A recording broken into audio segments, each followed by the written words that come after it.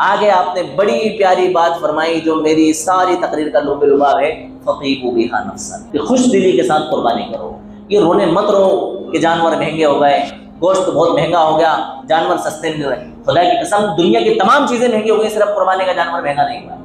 جس طرح سے ہم دنیا کی تمام چیزوں پر مہنگائی کا رونا نہیں روتے ہیں، اس طرح سے ہمیں قربانی کی جانور کے مہنگا ہونے پر بھی مہنگائی کا رونا نہیں رونا چاہیے۔ فرمایا فَطِيبُوا بِهَا نَفْسًا، کہ خوش دلی کے ساتھ کیا کرو؟ قربانی کرو۔ میرے ایک دوست بہت عقل مند، جب میں نے ان سے اس بات کا تذکرہ کرا تو انہوں نے کہا مولوی صاحب آج بھی قربانی مہنگی نہیں ہوئی، بکرا اگر 20-25 کلو کا ہے اور وہ بکرا آپ کو 22-25 ہزار روپے کا مل رہا ہے تو 800 کے ریٹ کے حساب سے مل لو، تو آپ نے گوشت کے پیسے دیے، جس نے جانور کو پالا پوسا سال بھر رکھا، آپ نے اس کی محنت اور مزدوری تو دی ہی نہیں ہے۔ گویا ایسا ہوا جیسا کہ آپ کسائی سے گوشت لے کر کے آئے ہیں، اس نے جو سال بھر رکھا، اس کو پالا پوسا کھلایا پلایا، اس کو کچھ بھی نہیں دیا۔ ہم لوگ 8-10 دن جانور رکھتے ہیں، 100 روپے کی پتی میں پتہ بھی نہیں چلتا، یوں ہی کھا جاتا ہے جانور۔ بڑے جانوروں میں بھی ایسا ہی بھائی، بڑے جانور میں اگر 4000 5000، اس میں ایک بات کا اور دھیان رکھو،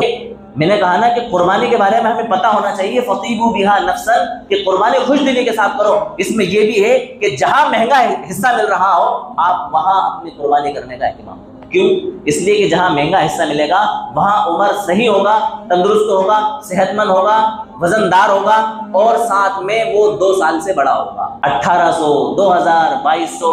خدا کی قسم میں ممبر رسول پر بیٹھ کر کے قسم کھا سکتا ہوں کہ اس قربانی میں فروڈ کے سوا کچھ بھی نہیں ہو سکتا۔ 1800 روپے میں ممکن ہے اس وقت کے اندر قربانی جانور نہیں مل رہا ہے، 20,000 25,000 سے کم میں بڑا جانور نہیں مل رہا ہے آپ کو، کم سے کم جو 2 سال کا ہو، جس کے اندر 60 62 65 کلو کا وزن ہو، صرف اس سے زیادہ کی بات نہیں کر رہا ہوں، 1 کنٹل کا جس کا وزن ہو یا اس سے پلس ہو، وہ تو آپ کو 30 40 50 ہزار کے اندر بھی مل جائے تو بہت بڑی بات ہے۔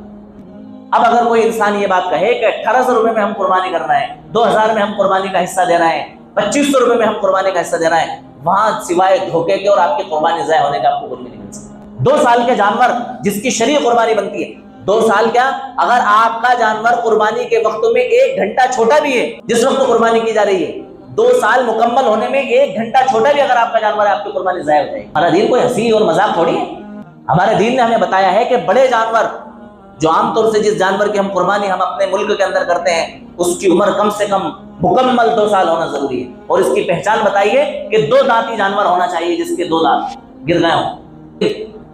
جو لوگ اس کے جانکار ہوتے ہیں جانوروں کے، وہ بتاتے ہیں کہ جانور 2.5 سال 3 سال کے اندر دانت کرتا ہے، اس لیے اس معیار کو چھوڑتے ہوئے جو بھروسے مند انسان ہو، اگر وہ یہ کہہ دیتا ہے، معتبر انسان ہو کہ بھائی میرا جانور مجھے معلوم ہے، یقین کے ساتھ میں یہ بات کہہ رہا ہوں، حلف یا قسم کھا کر کے یہ بات کہہ سکتا ہوں کہ 2 سال کا ہے، تو آپ اس کے 2 سال کا اعتبار کریں گے،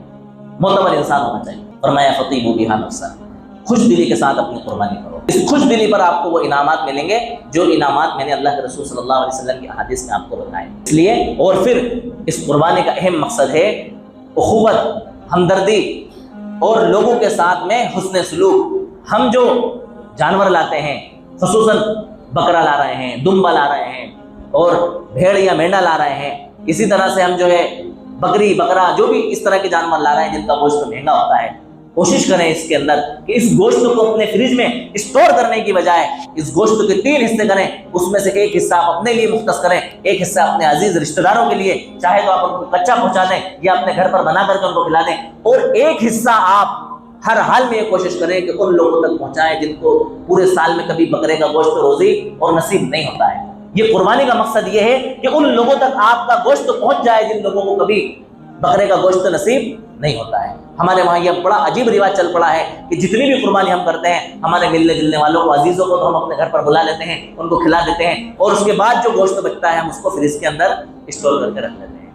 یہ بہت غلط رویہ ہے۔ قربانی کا ایک اہم مقصد یہ بھی ہے کہ قربانی کے اس گوشت کے 3 حصے کیے جائیں اور ضرورت مندوں تک اس گوشت کو پہنچایا جائے۔ ہم اپنے اڑوس پڑوس میں ایسے لوگوں کو تلاشیں، اپنے رشتہ داروں میں تلاشیں، اور جہاں کہیں مل سکتے ہوں ایسے عزت نفس کے ساتھ کہ ان کو ایسا احساس نہ ہو کہ ہمیں ذلیل کیا جا رہا ہے، خفیہ طریقے پر اور عزت اور شان کے ساتھ کہ بھائی میں نے مناسب سمجھا کہ آپ کے لیے بھی 1 حصہ مختص کر دوں، آپ کے لیے بھی 1 حصہ ہے۔ ارے صاحب میرے وہاں تو قربانی تھی، مجھے معلوم تھا کہ آپ کے وہاں قربانی تھی، لیکن میرا دل چاہا کہ میں آپ کے وہاں بھی 1 قربانی کا حصہ پہنچا دوں، میں نے آپ کے وہاں یہ مجھ سے جو بنا میں نے آپ کے لیے حصہ پہنچا دیا۔ آخری بات، بہت اہم بات ہے جو میں آپ سے کہہ رہا ہوں، یہ بہت ضروری ہے کہ قربانی کے موقع پر صفائی اور ستھرائی کا بہت خیال رکھیں۔ ہم جس ملک میں رہ رہے ہیں نا، حالات بالکل ہمارے خلاف ہیں، چھوٹا موٹا کوئی चूक अगर हमसे हो गई छोटी मोटी, हो सकता है हमारे लिए किसी परेशानी का जरिया उसमें बन जाए। मैं आपको तरीका बता रहा हूँ, किसी टब के अंदर अपने जानवर को कुर्बान करें, पूरा खून उसके अंदर स्टोर करें और किसी पॉलीथीन प्लास्टिक मजबूत जो पन्नी आती है उस पन्नी के अंदर उसको पैक करें और बांध के किसी ऐसी जगह पर लेकर के जाएं जहां हम उस खून को क्या कर सकें, दफन कर सकें, ताकि वो गलाजत दिखने में नहीं आए और बनने में नहीं आए और किसी को कोई इशू बनाने का मौका ना मिले। और जो गलाजत जानवर की मिलती है, निकलती है, उस गलाजत को भी हम किसी दूर दराज इलाके में ले जाकर के उसको क्या करें, दफन करें।